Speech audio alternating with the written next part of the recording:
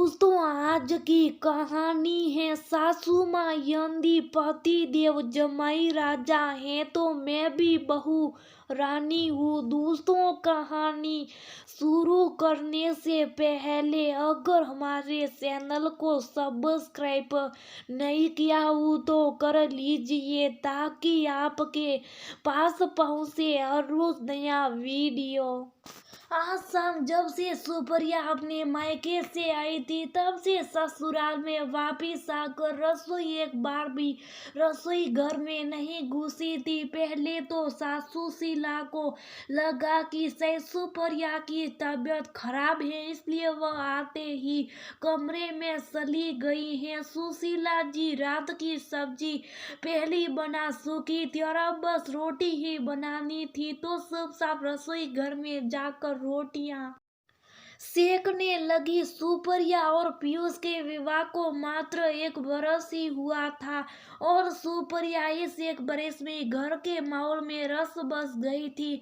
सुप्रिया बहुत मृदु स्वभाव की थी, सबके साथ प्यार से बात करना और सारे घर की जिम्मेदारी उसने बखूबी अपने कंधों पर उठा ली थी। दूसरी ओर सास सुशीला और ससुर राजेश सुप्रिया को भरपूर स्नेह देते थे। किसी भी प्रकार से लगता ही नहीं था कि सुप्रिया इस घर की बहू है, बल्कि वह सभी भी बेटी बनकर ही रहती थी। रात खाने की मेज पर राजेश और पीयूष को भी कुछ अजीब सा लगा क्योंकि सारा काम सुशीला जी अकेले ही कर रही थी। सुप्रिया एक बार भी उठकर रसोई घर तक नहीं गई। बर्तन लाने से लेकर खाना खिलाकर बर्तन उठाने तक आज सारा कार्य सुशीला जी ने किया। पीयूष ने भी जब देखा कि सुप्रिया आज नहीं उठ रही है तो उसने अपनी माँ के साथ पूरी रसोई संभालने में मदद की, परंतु कोई बोला कुछ नहीं। अगले दिन रविवार था, सबकी छुट्टी थी, सब लोग आराम से देर से उठे, परंतु हर रोज सबके लिए शाही नाश्ता बनाने वाली बहू सुप्रिया आज भी देर से उठी और नहा धोकर बहुत सुंदर कपड़े पहनकर सज धज कर ड्राइंग रूम में सोफे पर बैठ गई। सुप्रिया का ये अप्रत्याशित व्यवहार आज सभी के लिए हैरानी का विषय बन चुका था।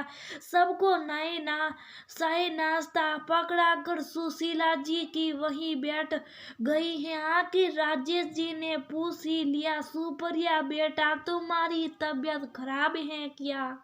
नहीं नहीं पापा, मैं तो बिल्कुल ठीक हूँ, मेरी तबीयत बिल्कुल ठीक है, सुप्रिया ने मुस्कुराते हुए जवाब दिया और सवा से सासू माँ के हाथ के बने पराठे खाने लगी। पीयूष के क्रोध की सीमा नहीं रही, एकदम गुस्से से भड़क उठा। यदि तबीयत ठीक है तो तुम कल से मम्मी की मदद क्यों नहीं करवा रही हो? मम्मी अकेली कल रात से रसोई में लगी हुई है, तुम्हें पता है ना, ज्यादा देर खड़े होने से फिर मम्मी के घुटनों की तकलीफ बढ़ जाती है। सुप्रिया ने मुस्कुराते हुए जवाब दिया, मैं कैसे मदद कर सकती हूँ मम्मी की रसोई में?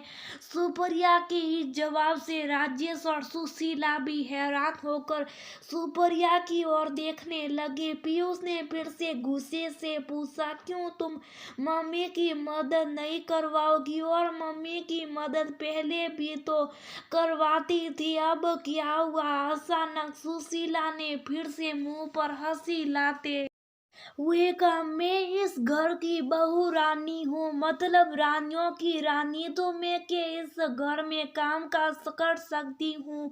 सुप्रिया की इस बात से सब हैरान थे। आज तक सुप्रिया ने ऐसे बात नहीं की। इतनी मधुर भाषा बोलने वाली बहू के मुंह से ऐसे शब्द और उसके स्वभाव में इतनी अकड़ देखकर खुद ही सुशीला जी हैरान थी, परंतु उम्र में परिपक्व और समझदार सुशीला ने इस बात को तुल पकड़ने नहीं दिया। प्यार से बहू के पास आकर बैठी और बोली, बेटा क्या बात है, मुझे कुछ बताओगी। सुप्रिया ने बोलना शुरू किया, माँ आप तो जानती हैं कि कल मैं इनके साथ अपने मायके गई थी, अपनी बीमार मम्मी को देखने गई थी। वहां जाकर पीयूष का ये रवैया देखकर मैं हैरान रह गई। इस घर में हर समय आपकी मदद करने वाला पीयूष वहां जाकर इस तरह जमाई राजा बनकर बैठ जाते हैं, मानो कि इनसे बड़ा ओहदा ही किसी का ना हो। माँ की बीमारी के कारण मैं माँ को डॉक्टर के पास ले गई तो पीछे से मेरे बाबूजी और पीयूष ही घर में थे और पीयूष को तकलीफ ना हो इसके लिए मेरे बाबूजी खुद रसोई घर में खड़े होकर शाही बना रहे थे और पीयूष एक बार भी उनकी मदद के लिए आगे नहीं गए। और ऐसा एक बार नहीं, पिछले 1 साल से हो रहा है। इस घर में हर सब्जी शुभ सब खाने वाला पीयूष वहां जाकर अकड़ कर सोफे पर बैठकर हर चीज में नाज नखरे करते हैं और मेरे माता पिता को इस तरह डरे सहमे रहते हैं कि जमाई राजा कहीं किसी बात पर नाराज ना हो जाए। उस समय में इनको देखकर हैरान होती हूँ कि क्या ये वही पीयूष है जो मेरे ससुराल में इतनी हंसमुख है और अपने ससुराल में आती इतनी अकड़ और घुसील बन जाती, मानो नाक पर मक्खी भी नहीं रखने देंगे। मैंने भी सोचा यदि पीयूष अपने ससुराल में जमाई राजा है तो मैं भी तो अपने ससुराल में बहू रानी हूँ, फिर मैं क्यों नहीं रानी बनकर बैठ जाऊं। सुप्रिया की बात से पीयूष जिधर हैरान थे, राजेश की भी नजरें झुकी हुई थी, परंतु सुप्रिया अपनी बात कहते कहते डर भी रही थी क्योंकि वह नहीं जानती थी कि सुशीला इस बात पर कैसे अपनी प्रतिक्रिया देगी। परंतु उसने सुशीला की आंखें भी नम देखी और उसको गले लगाकर कहा, बेटा तेरे हौसले की मैं बता देती हूँ, जो तूने विवाह के केवल 1 साल बाद कहने की हिम्मत रखी, मैं तो अपने विवाह के 25 साल बाद भी अपने पति राज्य से ये नहीं पूछ पाई कि ऐसा बिल्कुल सम्मान व्यवहार वह अपने ससुराल में जाकर क्यों करते थे। सुशीला की बात सुनकर सुप्रिया भी हैरान थी, शायद ये हमारी परवरिश में कमी है। बेटियों को तो ताऊ उम्र शिक्षा दी जाती है कि ससुराल में घर जाकर बेटी बनकर रहना, हर कर्तव्य निभाना, परंतु जब हमारे बेटे जवाई बनकर ससुराल में जाते तो वह ना जाने की सकड़ियां दब उनमें आ जाता। उनका भी साथ है कि सब लड़की वाले उनके आगे पीछे घूमे।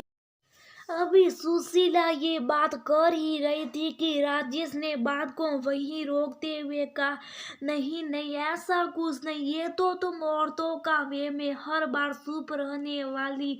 सुशीला आज गुस्से से बोली, रहने दो, आज ये हौसला मेरी बहू ने दिया है तो मैं भी चुप नहीं रहूंगी। याद है आपको जब आप मेरी छोटी बहन की शादी में गए थे, जो एक छोटी सी बात पर ऐसे रूठे कि सब रिश्तेदारों को आपको मनाना पड़ा था। क्या एक बहू को हक होता है अपनी नंद की शादी में इस तरह रूठे जाए, बल्कि उस पर तो भाभी या बहू होने के कारण नंद या देवर के विवाह में खुद की सुध बुध नहीं होती, फिर आखिर आप मर्द जवाई राजा बनते अपने साला या साली की शादी में इस तरह मुंह फुलाकर क्यों घूमते हो। क्यों एक लड़की के माँ बाप को अपने बड़े जमाई के नाराज होने की फिक्र लगी रहती है। क्यों आप लोग अपने साले या साली के विवाह में एक बेटे की भूमिका नहीं निभा सकते जैसे कि हम बहू ये निभाती हैं। सुशीला की बात सुनकर राजेश और पीयूष को अपनी गलती का एहसास हो हो गया था। राजेश जी ने हाथ जोड़ते हुए कहा, तुम दोनों औरतें जीती और हम हार गए। वाकई ये बातें बहुत सोचने की, और आगे से हम भी कोशिश करेंगे कि अपने ससुराल में जमाई राजा नहीं बेटा ही बनकर रहे, और आने वाली पीढ़ी को भी ये शिक्षा देंगे। पीयूष हंसते हुए बोला, धर्मपत्नी जी मैं भी आगे से ये वचन देता हूँ। अब क्या आप अपनी बहू रानी वाला खिताब सिर से उतार करके मम्मी की मदद करोगी? पीयूष की बात पर सभी लोग आज हंस पड़े।